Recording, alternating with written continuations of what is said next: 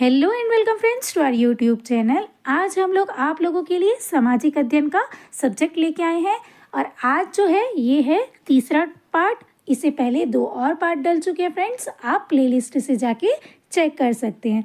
तो चलिए स्टार्ट करते हैं आज का सेशन। स्टार्ट करने से पहले अगर आप इस चैनल पर नए हैं तो चैनल को सब्सक्राइब कीजिए, बेल आइकन दबाएं, जिससे कि आने वाले वीडियोज़ की नोटिफिकेशन आप लोगों को मिलती रहेगी।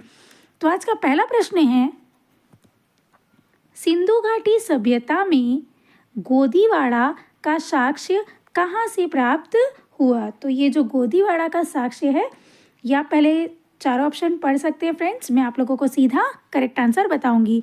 तो इसका जो सही उत्तर होगा वो होगा ऑप्शन बी, लोथल से जो है गोदीवाड़ा के साक्ष्य मिले हैं। चलते हैं अगले प्रश्न पर। अगला प्रश्न है, निम्न में से किस धातु का प्रयोग हड़प्पा के लोग नहीं करते थे? तो हड़प्पा के जो लोग थे वो चांदी का उपयोग नहीं करते थे। ऑप्शन बी जो है इसका करेक्ट आंसर होगा। अगला प्रश्न है, किस हड़प्पा सभ्यता स्थल से कांस्य नर्तकी की मूर्ति प्राप्त हुई? तो जो कांस्य की नर्तकी की जो मूर्ति है वो मोहनजोदाड़ो से प्राप्त हुई है। तो ऑप्शन ए इसका करेक्ट आंसर होगा।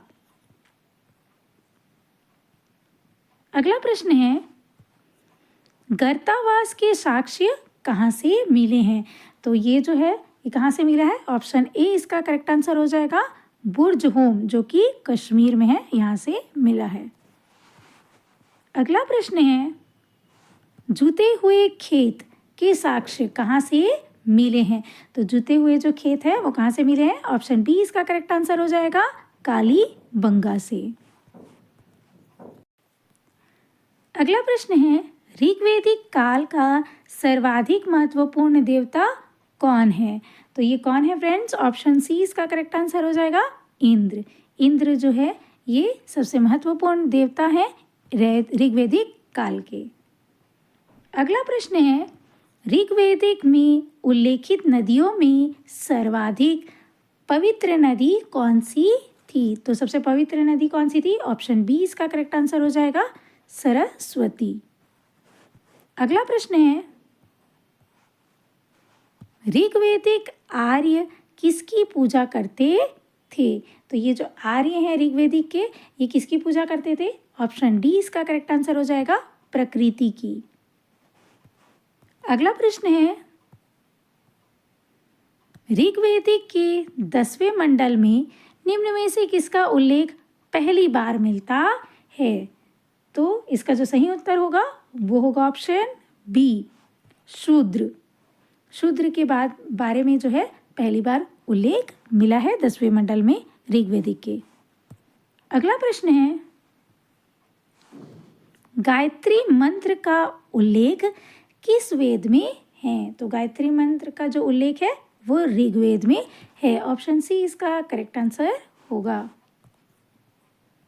अगला प्रश्न है, ऋग्वैदिक आर्यों की भाषा क्या थी?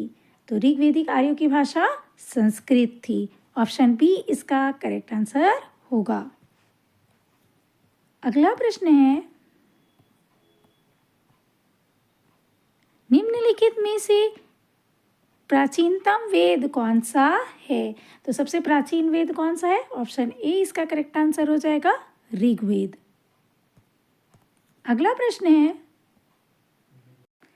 निम्नलिखित में से किस वेद की रचना गद्य एवं पद्य दोनों में की गई?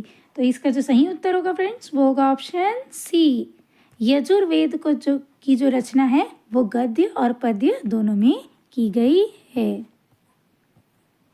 अगला प्रश्न है, ऋग्वैदिक में विनिमय के माध्यम में किसका प्रयोग किया जाता था? तो किसका प्रयोग किया जाता था? ऑप्शन डी इसका करेक्ट आंसर हो जाएगा, गाय का।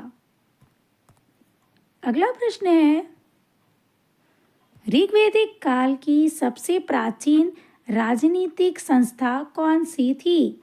तो इसका जो सही उत्तर होगा वो होगा ऑप्शन ए, सभा। अगला प्रश्न है,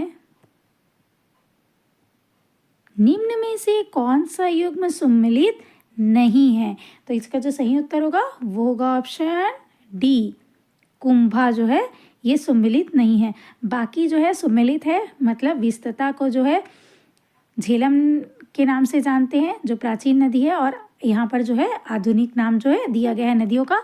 तो विस्तता को आज के डेट में झेलम कहा जाता है, विपाशा को व्यास कहा जाता है और पुरुषाणी को रावी कहा जाता है। अगला प्रश्न है, उत्तर वैदिक काल का सर्वाधिक महत्वपूर्ण देवता था। तो उत्तर वैदिक काल में कौन था? ऑप्शन सी जो है इसका करेक्ट आंसर होगा प्रजापति, ये इसका सही उत्तर होगा।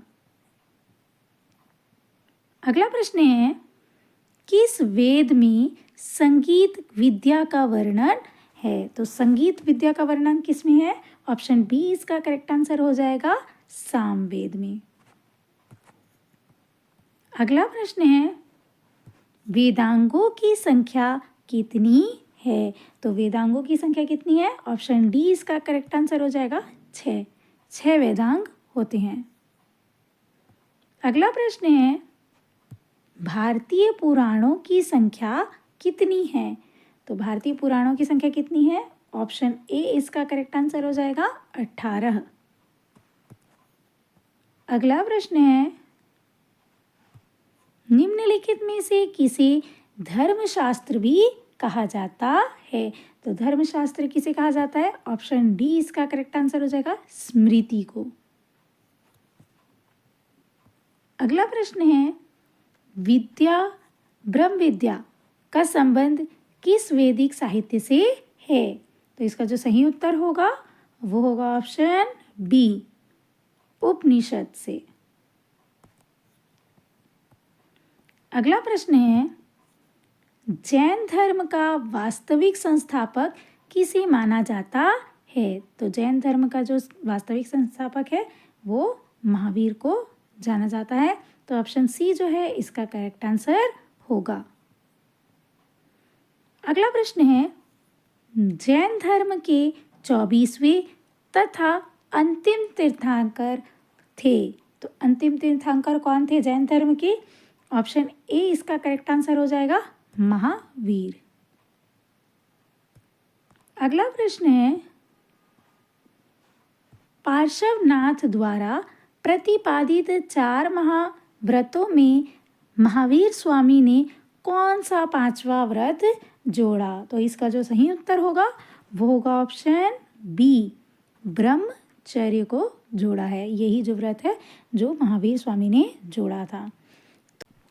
तो आज के लिए इतना ही। वीडियो पसंद आई हो तो लाइक शेयर सब्सक्राइब ज़रूर करें, बेल आइकन दबाना न भूलें, जिससे कि आने वाले वीडियोस की नोटिफिकेशन आप लोगों को मिलती रहेगी। मिलते हैं अगले वीडियो में।